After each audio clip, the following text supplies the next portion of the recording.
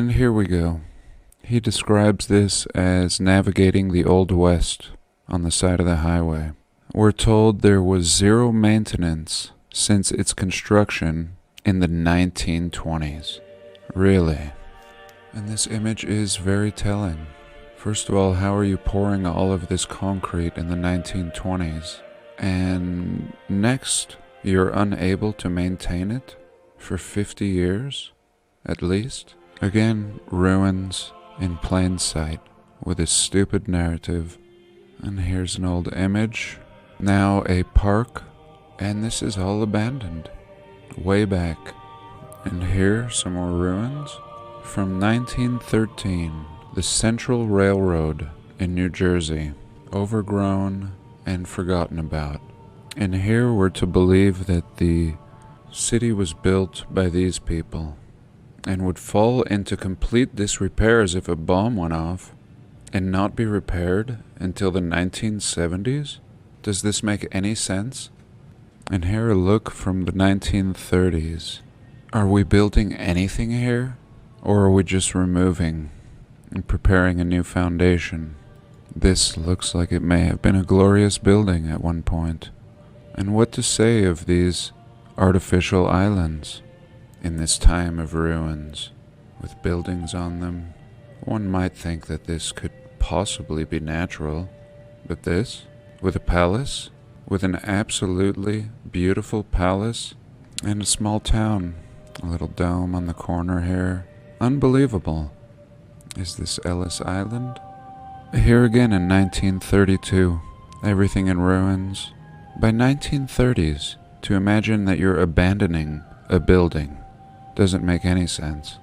My town can barely keep a road pothole-free with cheap asphalt, and this old world was able to lay brick, nice and level, on the roads? Such an abundance of resources, and by the time the 1930s roll around, the people can't even maintain it? Resort to boarding up windows? The truth is, the old world was also very ordinary, and looks like every town and city throughout this realm.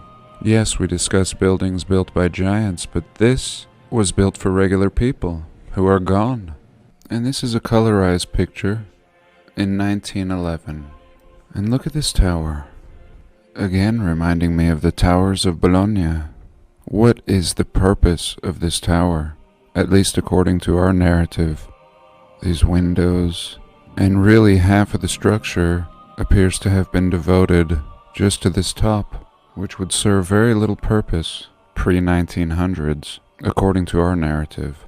This is a piece of tech in ruins. Down here we can see statues and just the weathering. This color image is excellent, really giving us a feel for this city, already old in a very early time period.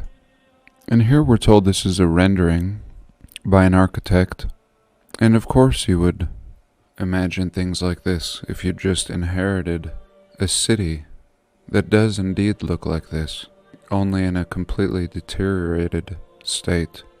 And in actuality, this is what you end up with. A big mess, and only a glimpse of the wonders that came before. Welcome to America. The sky is the limit. Make what you will of this mess, and don't rock the boat. New York City, the brave new world, a place of endless opportunity, a place where you write the rules and the narrative. And let me know what you think. Was this city just forgotten, or was it simply found? Were we such a prosperous people in which we would allow ourselves to build and eventually abandon such accomplishments in a time where the population is so small, hardly occupying the streets, let alone the buildings?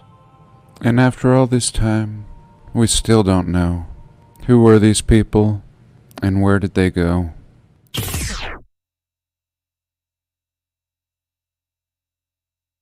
And this next part is an old bonus I've had laying around for weeks or months.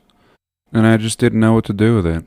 So this will be today's bonus. Here we are in a place called Sandusky, Ohio. And this was from a comment suggesting I look at this part of the country. Right off the get-go, we see this amazing tower. And here it is on the Google Earth. And we can see a very complex layout of the city grid, looking very much like a machine or a circuit board. And strategically, we can just follow these patterns and we see some nice buildings and gardens and a very intentional layout of the city streets and ports. Looks like a fascinating plethora of brick buildings to explore. But today we're going to explore this peninsula. And what is it today but an amusement park? And how we have seen the destruction of the old world intermingled with amusement parks and world's fairs, and no surprise. But today I don't want to focus on the amusement park, but rather the land itself. Seldom we talk about this artificial land. We focus more on the buildings, and just look at this place. A first-class repurposing. But again, I want to focus on the landmass itself. Look at this. And recently I had 3 dump trucks full of gravel brought out, which was very exciting. For years I've been driving on pure mud, and these 3 dump trucks worth of gravel immediately smushed into the mud, giving me a nice base, and I could easily use another 3. And I imagined hauling these out with a horse and buggy, and just impossible, even in my truck, to replace my delivery by these huge dump trucks. But here we're talking about land. I mean, I imagine dumping 1 dump truck, maybe beginning with rock, and just impossible, really.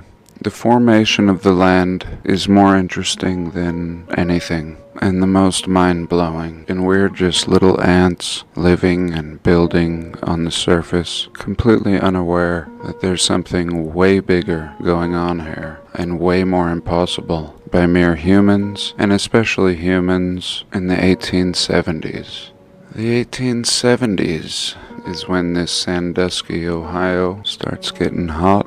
1870 we have 13,000 people, beginning in 1830 with 500 people. And what do they tell us about this touristy little amusement park we were just looking at? It's called Cedar Point, and it was started in 1870 by a local businessman. And he opened a beer garden, a bathhouse, and a dance floor on the Cedar Point Peninsula. 1870. Again, the population, 13,000. And today I just want to focus on the land, which is the footprint of a series of star forts, as was suggested in the comment. And again, I thank you for this.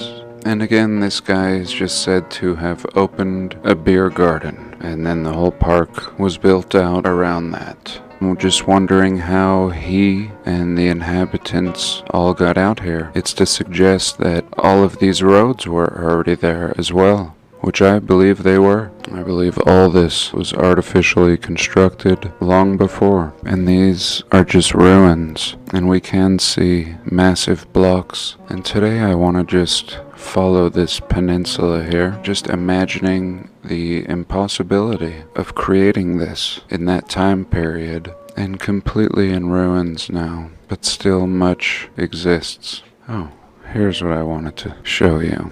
So here, if we go to the parking lot of this amusement park, first of all, we see that this is a Starfort corner. Perfect repurposing, parking lot, or a mine, or a dump. And here we go. So anyone can park here, and now begins the quest. So I don't know if we'd have to sneak back here, or if it's just open. Maybe they don't care. And we follow this, and these will be ruins all along here. And on my phone we could see some sort of a tower on the tip.